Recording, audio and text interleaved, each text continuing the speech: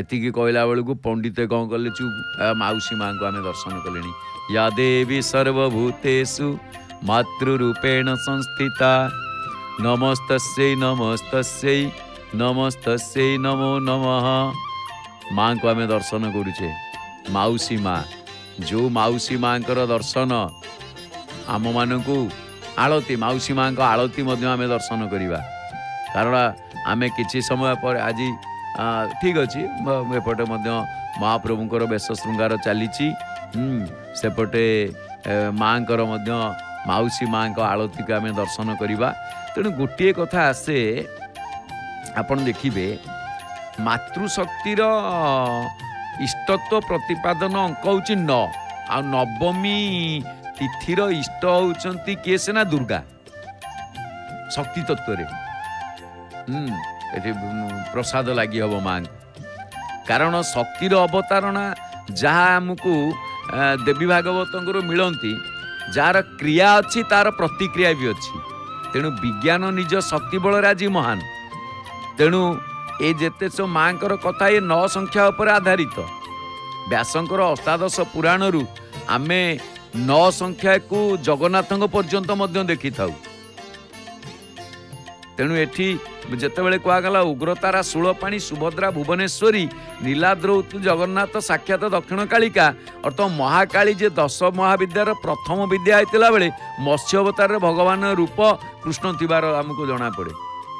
एठी जड़े मऊसा गले मुंडिया टिके मारे अच्छा आम पुणी पलि आसिले।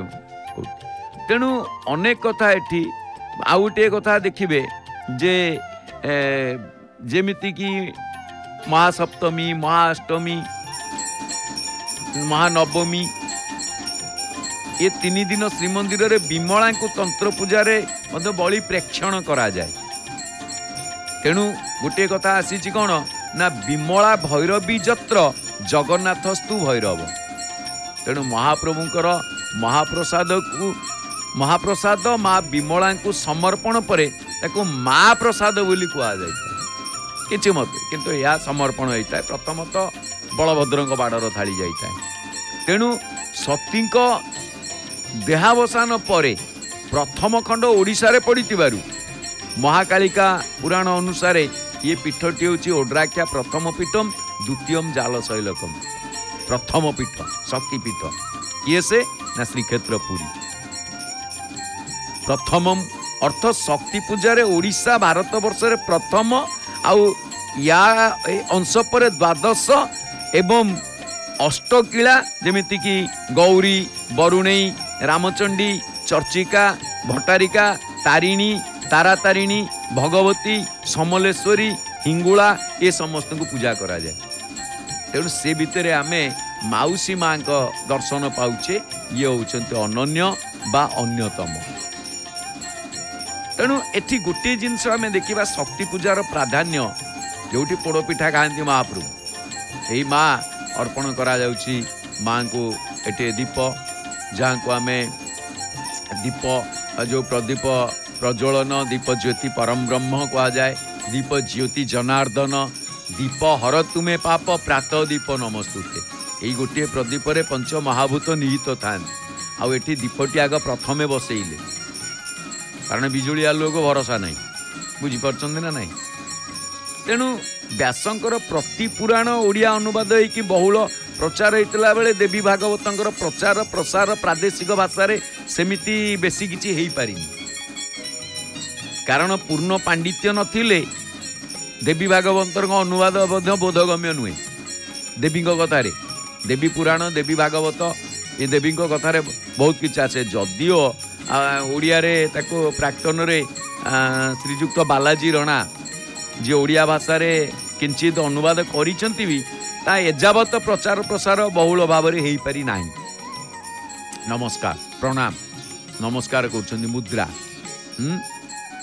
तेणु किछि लोक देवी भागवत कहले कौन भागवत ही बुझी था किंतु ता नुहे व्यासदेव निज माँ को प्रथम देवी बोली संबोधन करिसंती परे से भारतर दायद मानकु माँ जन्म देवाई व्यास को अनुरोध करिसंती। कर्पूर गौरम करुणावतारम संसार सारं भुजगेन्द्रहारं सदा वसन्तं हृदयारविन्दे भवन भवानी सहितं नमामि आरातिक्यं समर्पयामि श्रीमाचरण कमलेभ्यो नमः। तेणु एठी गोटे जिनस आपण माने देखिबे आळती देखुचंती आपण माने माउसी मांकर जेतेबेले वेदमाता गायत्री जे ब्रह्मा को शक्ति तापरे विश्वर प्रथम दर्शन गीता युद्ध आरंभरु धर्मराजंकर भगवती देवी को स्तुति तापरे गीता को श्लोक गुड़ी को गीता गाभी गोमाता दुग्ध एवं अर्जुन को वर्षा बा बाछुरी बोली वर्णना करा जायछि दुग्धा गोपाल नंदन। तेणु ए सबु कथा को देखिला बेल को जातीय पिता महात्मा गांधी को भाषा रे मध्य जे जन्मदात्री होचंती माँ किए से ना गीता को से कथा कहिसंती जे Gita is our divine mother. Gita रे गंगा गायत्री गोमाता इत्यादि स्त्रीलिंग शब्द होइतिबारु या देवींकर स्वयं अवयव आमे वर्तमान आळती मांकर तेणु आमे माँ को आळती की सुंदर भाव दर्शन करुचे। कालाभ्रवांकटाक्षयेररिकुल भयदान मौलिद्बद्धेन्दुरेखा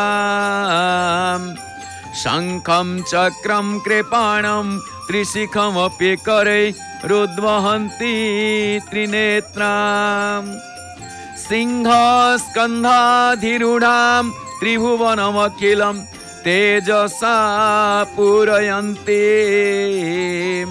ध्याये दुर्गा जयाख्यां त्रिदश परिवृतां सेवितां सिद्धिकामयी।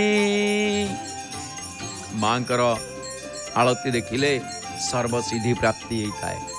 आ एपटे महाप्रभु उद्देश्य आळती सप्तशिख आळती